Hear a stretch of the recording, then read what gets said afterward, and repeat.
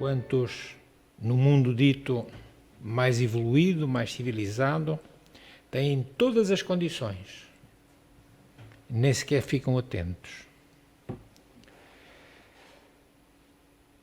Albert Einstein, o cientista que provavelmente nos toca no coração a todos, pela demonstração do seu viver, pela sua dedicação à ciência, um dia disse uma frase extraordinária: há uma força motriz mais poderosa que o vapor, mais poderosa do que a eletricidade, mais poderosa do que a própria energia atómica, a vontade. A vontade, então, para ele, é a maior de todas as potencialidades da alma. Existem os mais variados relatos que comprovam justamente isto. Escolhemos uma história ao acaso, mas uma história que realmente nos demonstra a força de vontade. É a história de Túria Pitt, que nós iremos projetar em slide, como ela era.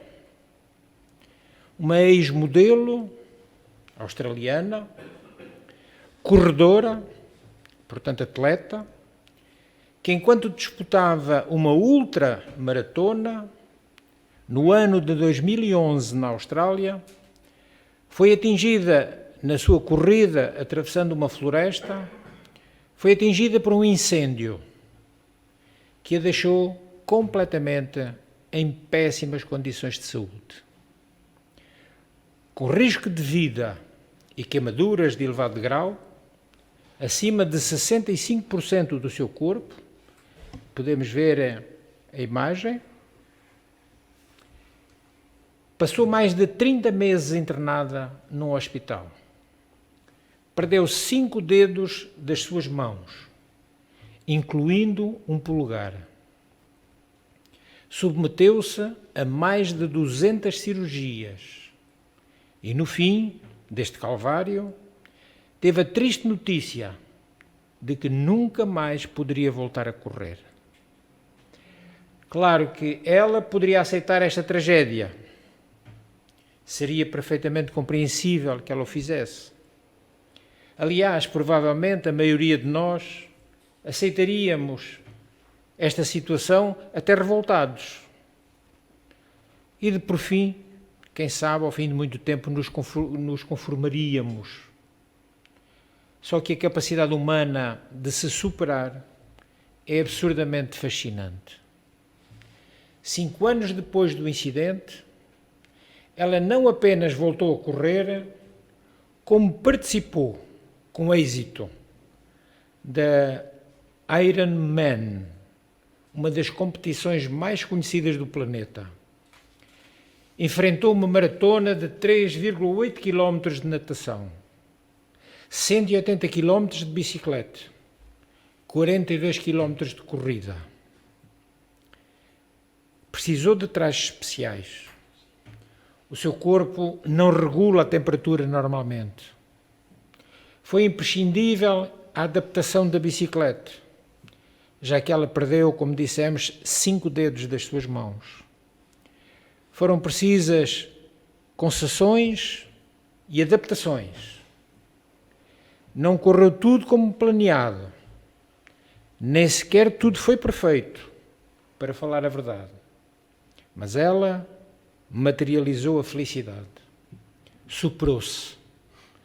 A superação e força de vontade são lindas. Não pelos resultados que se geram.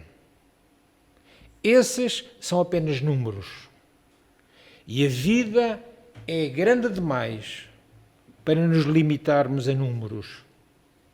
Importa o que as nossas realizações nos proporcionam. Superar os nossos limites gera felicidade. Sobretudo quando ela envolve o nosso desejo, a nossa vontade. Se temos então vontade de algo, trabalhemos o nosso limite para conseguir atingi-lo. Não para mostrar aos outros. Esse sentimento é pequeno e habitualmente essa sensação passa rápido. Trabalhemos para sentir essa sensação para nós. Esse momento jamais será apagado da nossa memória. E a vida, como nós sabemos, é feita muitas vezes de pequenos momentos. A ação da vontade é comparável à de um ímã. A vontade de viver desenvolve em nós a própria vida. Atrai-nos novos recursos vitais, como aconteceu com Pete. Desenganada, não poderia voltar a correr e ela demonstrou pela vontade que o poderia fazer. A vontade de evoluir dá-nos a oportunidade de crescimento e dá-nos a oportunidade de progresso. O uso persistente, firme, dessa soberana faculdade, a vontade, permite-nos muitas vezes modificar a nossa natureza e vencermos todos os obstáculos. É pela vontade que nós dirigimos os nossos pensamentos para alvos determinados, para objetivos determinados. Na maior parte das pessoas, os pensamentos fluem sem cessar. O homem, a mulher, as criaturas humanas têm pensamento contínuo. Nós nem a dormir deixamos de pensar. Porque o que está em repouso é o nosso cérebro. A nossa inteligência, que é o princípio espiritual. O nosso espírito não dorme nunca. Então o nosso pensamento é contínuo. E esse pensamento contínuo em movimento constante, se nós deixarmos, vai nos vitalizar a ação eficaz da vontade. Agora, é necessário sabermos concentrar, sintonizando com as esferas superiores, com os bons espíritos, com as nobres aspirações, com as coisas de natureza nobre, com as realizações justas e corretas. A vontade tanto age durante o sono quanto durante a vigília. Porquê? Porque a alma que busca alcançar um objetivo procura-o com tenacidade em todos os momentos da vida. Funciona como um poderoso e constante caudal de água que vence todos os obstáculos que se apresentem. Temos ou não na natureza essa representação constante. Por mais difícil seja o obstáculo, a água, com tenacidade, contorna, sobe e passa. Se o homem conhecesse a extensão dos recursos latentes que possui, ficaria deslumbrado. Não mais iria temer o futuro. Tampouco nenhuma criatura se julgaria fraca. Compreenderia a sua força e acreditaria na possibilidade de poder alterar o seu presente e, logicamente, também alterar o seu próprio futuro. O poder da vontade é ilimitado. Não tem limitações. O homem que é consciente de si mesmo e dos seus próprios recursos sente crescer as suas forças na razão direta dos seus esforços. Não é ficarmos com vontade, não fazendo nada, à espera que as coisas se resolvam. Temos que nos esforçar.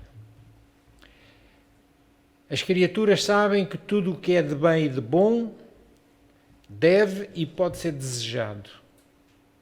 Mais cedo ou mais tarde, se o desejo for forte e o esforço intenso, realizar-se-á.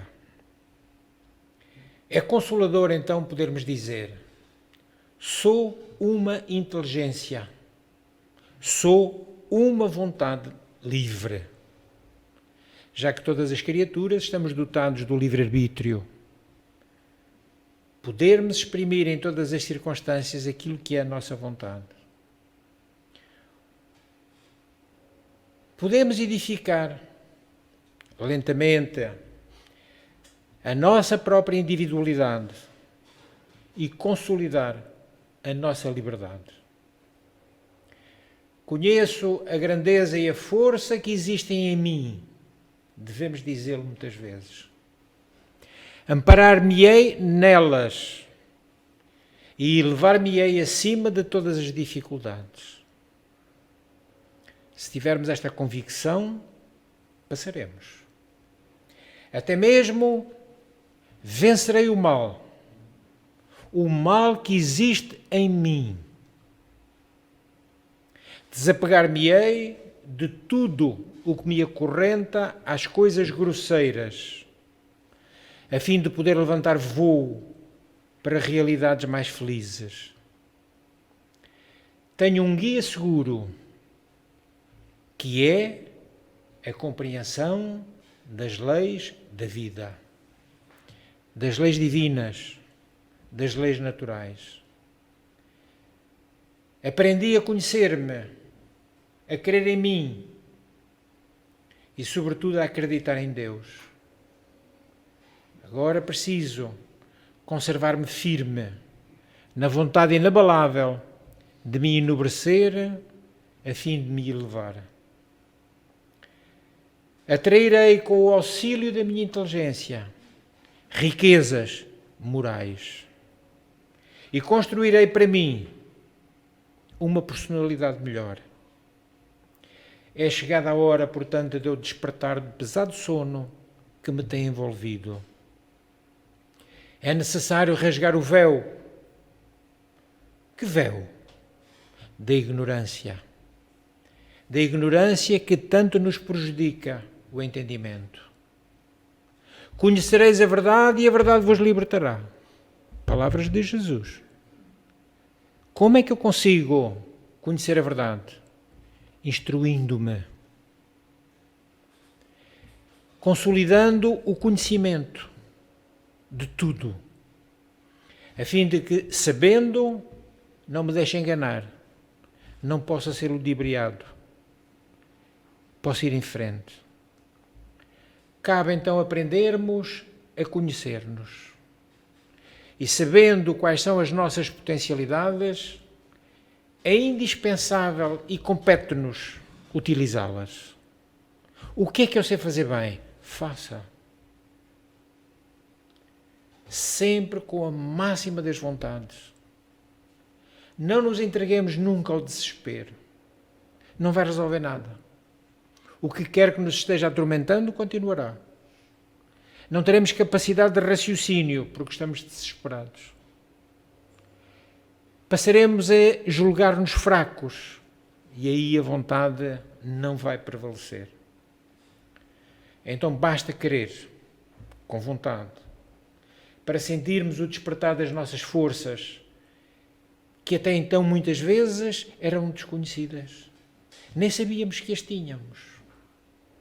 Creiamos nos nossos destinos imortais. Nunca mais o ser imortal que nós somos acabará. Então não morrerei? Sim, morrerá o corpo. Muitos corpos nossos já morreram.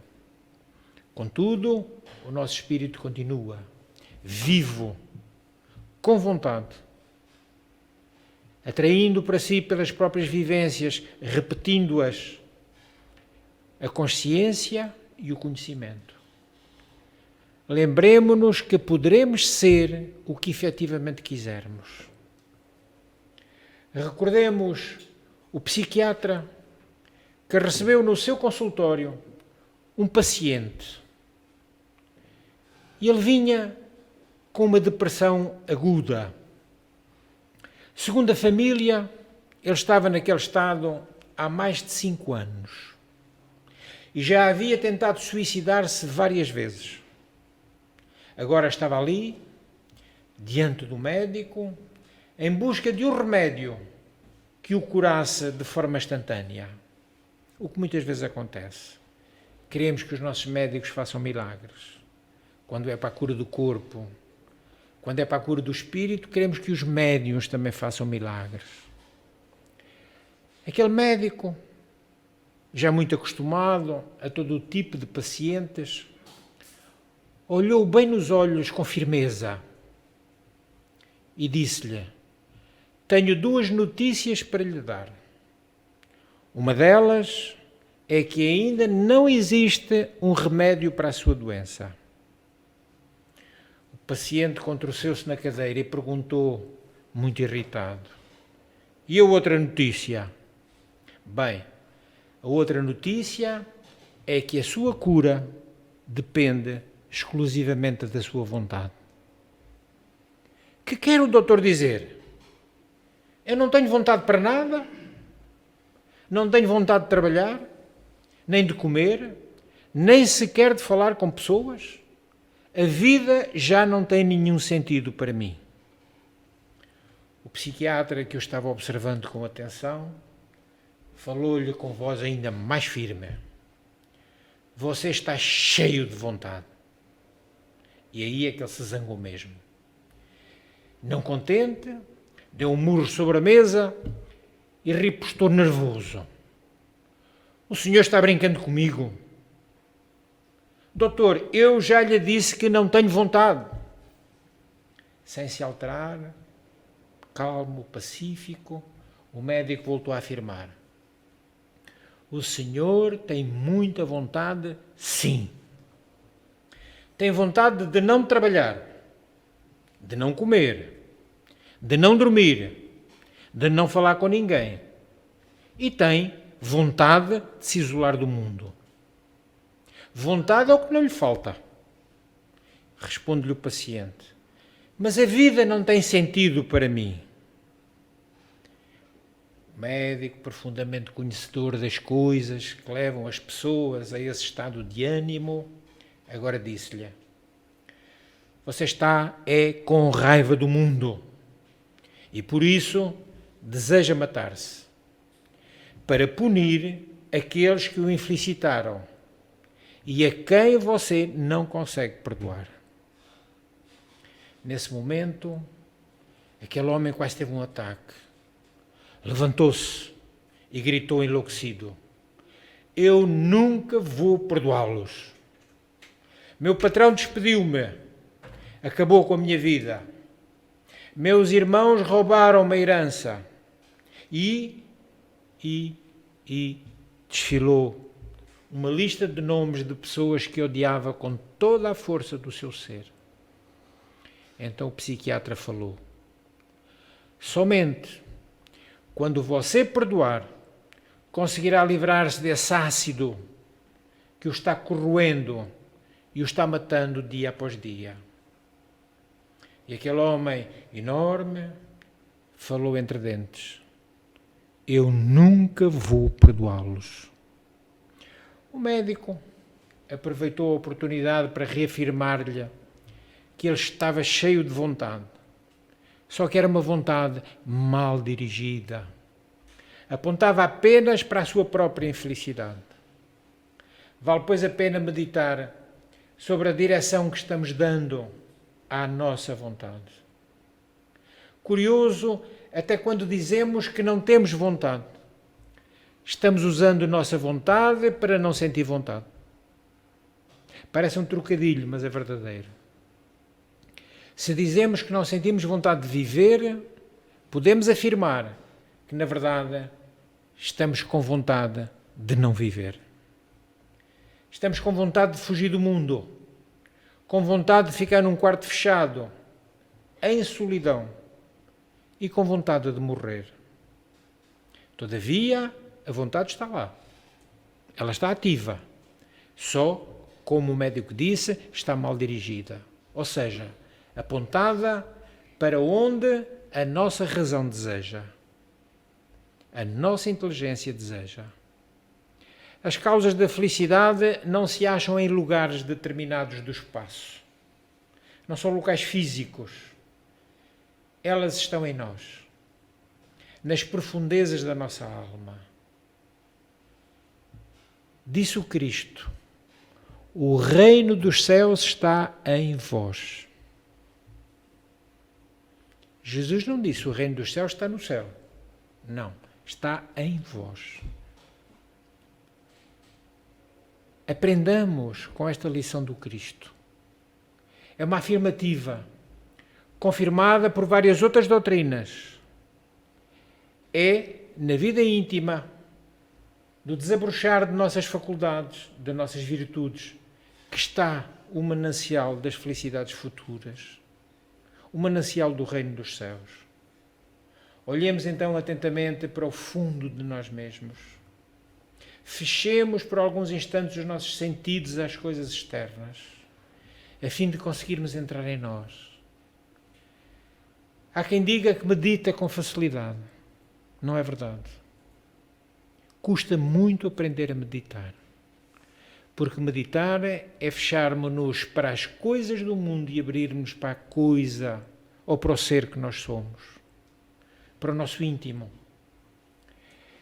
Somente quando nos habituarmos ao silêncio interno, seremos capazes de ouvir vozes fortificantes e consoladoras. Não é raro nesta casa nós ouvirmos: Deus sempre responde às nossas preces. Precisamos parar para ouvir. E nós no corre-corre, na zanga, na lástima, muitas vezes no desespero, muitas vezes na revolta, não ouvimos a resposta de Deus e dizemos que Deus não nos ouve, o que não é verdade. Deus responde-nos pela própria voz da nossa consciência, porque é lá que Ele colocou as suas sábias e justas leis. Elas estão na nossa consciência. São poucos os que sabem ouvir os seus pensamentos. Raros são aqueles capazes de reconhecer e explorar os seus próprios potenciais, as suas reais capacidades.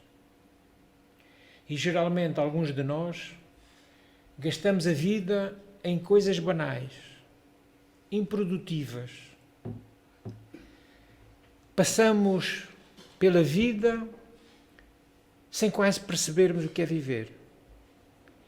E não raro até ouvimos a pergunta: como poderemos orientar as nossas capacidades para um ideal elevado? Como? E é tão simples a resposta: pela nossa vontade. É através dela que dirigimos os nossos pensamentos para um alvo determinado. Só que a sua mobilidade constante, ela não para. E a sua variedade quase infinita oferecem um pequeno acesso às influências superiores. Não deixamos que os bons espíritos cheguem a nós.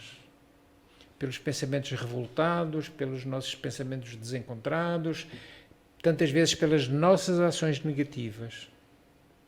É preciso sabermos concentrar-nos, colocando a nossa ideia em sintonia com o pensamento divino. Só assim a nossa alma humana poderá ser envolvida pelo Espírito Divino, tornando-a, dessa forma, apta para realizar nobres tarefas. Um dia Jesus afirmou que não fazia a sua vontade, mas fazia a vontade do Pai, que estava no céu. Numa leitura apressada, talvez concluamos que Jesus abdicou da sua liberdade enquanto esteve na terra. Assim, ele teria renunciado até à faculdade de querer para atender aos desígnios de Deus. Ocorre que a liberdade é um dos grandes atributos espirituais que confere o mérito a qualquer conduta. Nenhum ser humano minimamente equilibrado e inteligente se disporia a agir como uma marioneta, um robô, muito menos Jesus. Quem aceitaria tornar-se escravo, mesmo a preço de ouro? Jesus também disse que a verdade nos libertaria. Já o dissemos. bem se vê o quanto a liberdade é preciosa, pois representa o ponto mais alto de um longo processo de aprendizagem. Quando o espírito compreende a essência dos mecanismos que regem a vida, é aí que o espírito se torna livre. Liberta-se da escravidão dos sentidos, das dores e até dos vícios. A liberdade é uma lei da vida. Não há ninguém que não anseie pela liberdade. E tem como suas naturais contrapartidas a responsabilidade e o mérito. Teremos tanto mais responsabilidade quanto mais vezes utilizarmos a nossa liberdade. E ficaremos com o mérito bom ou mau, dependendo daquilo que sejam as nossas ações. Então nós podemos, em todas as circunstâncias, optar entre as mais variadas condutas, tudo aquilo que é possível nós fazermos, o tal livre-arbítrio. A criatura, em função disso, tem mérito ou demérito, conforme o que decida realizar. A ninguém é lícito suprimir a liberdade do próximo ou transferir a responsabilidade dos seus atos a terceiros, por segui-los sem refletir. Nunca poderei dizer que a culpa é do outro, quando eu faço mal. Ainda que o outro esteja fazendo tal como eu, mas eu terei a minha cota parte de responsabilidade. Assim, ao eleger a vontade divina como sua, Jesus não abdicou nunca da sua própria liberdade, de querer fazer a vontade do Pai. Ele a utilizou da forma mais sublime possível, absolutamente livre, na sua excelsa pureza e sabedoria. Ele decidiu, pela expressão da sua vontade, querer o que Deus queria. Por livre, absolutamente livre, na sua excelsa pureza, ele utilizou a vontade da forma mais sublime e mais expressiva. Tornou-se o instrumento da misericórdia divina na terra. Fez-se professor, médico e amigo de seus irmãos menores. O Cristo não se ressentia da missão que lhe coubera. Não reclamava, não blasfemava. Com o seu íntimo sereno, pela completa integração com Deus, Jesus foi forte e sábio em todas as situações. Convém refletir sobre este exemplo tão significativo. O melhor que pode ocorrer a qualquer criatura é ajustar a sua vontade aos desígnios divinos. O que nós dizemos na oração do Pai Nosso? O que é que dizemos? Seja feita a vossa vontade.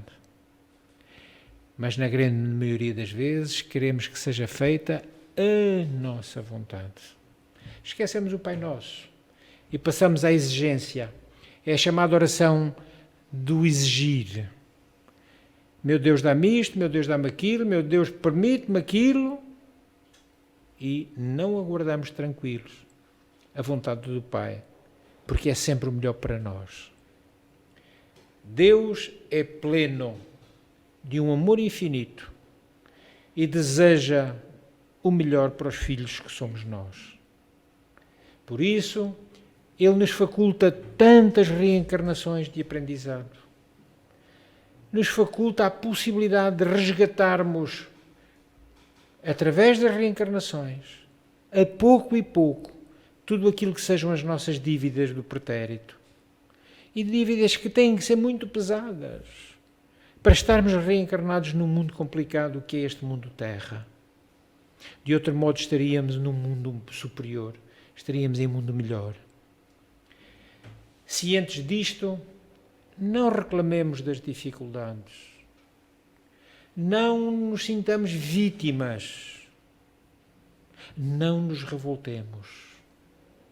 vamos cumprir com dignidade todos os nossos deveres, por mais difíceis que eles estejam apresentando. Mas façamo-lo com satisfação, não desgostosos, como quem cumpre uma pesada pena. Só servirá para nos magoar mais, para custar mais a fazer. Usemos a vontade para realizar tudo aquilo que seja necessário para nós. Dificilmente, se nós quisermos só realizar fantasias ou, de algum jeito, até satisfazer apetites, nada disso nos trará plenitude. Mas se integrarmos a nossa vontade na ordem cósmica, pelo amoroso cumprimento do papel que nos cabe no mundo, estaremos garantindo o nosso acesso à vivência da gloriosa alegria que é chegarmos um dia perto do Pai. Se temos o hábito de fazer a oração Pai Nosso, e vamos repetir, inúmeras vezes nós fazemos o pedido ao Pai.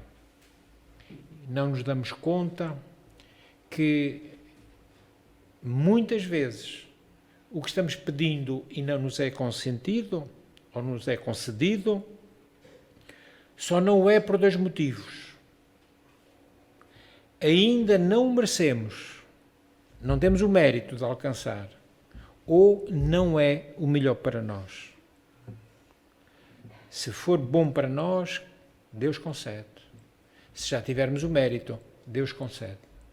Concede-nos sempre, através da nossa vontade, alcançarmos aquilo que queremos. Então, quando o nosso pedido não é aceito, é porque ele é incoerente. E aí ficamos bravos com o Criador. Brigamos com Deus. E brigamos de maneira insensata. Maquinalmente. Repetimos o pedido para que a sua vontade se faça, mas não construímos no coração a capacidade de aceitar a vontade de Deus. Talvez seja longo o discorrer de tudo o que dissemos, mas acho que tem absoluto bom senso. É uma questão de querermos ou não orientar a nossa vontade como deve ser, e, sobretudo, fortalecê-la através, não esqueçamos, do nosso esforço. Jesus esforçou-se muito para alcançar a superior missão de que foi incumbido. Um esforço duro, difícil, penoso, doloroso. Mas Jesus nunca deixou de realizar a vontade da missão que trazia. Que Ele nos abençoe nesta noite tranquila e serena, e que o conhecimento maravilhoso da doutrina dos Espíritos nos ajude a direcionarmos a nossa vontade para aquilo que é certo, para aquilo que é bom e é correto. Que o Mestre nos abençoe.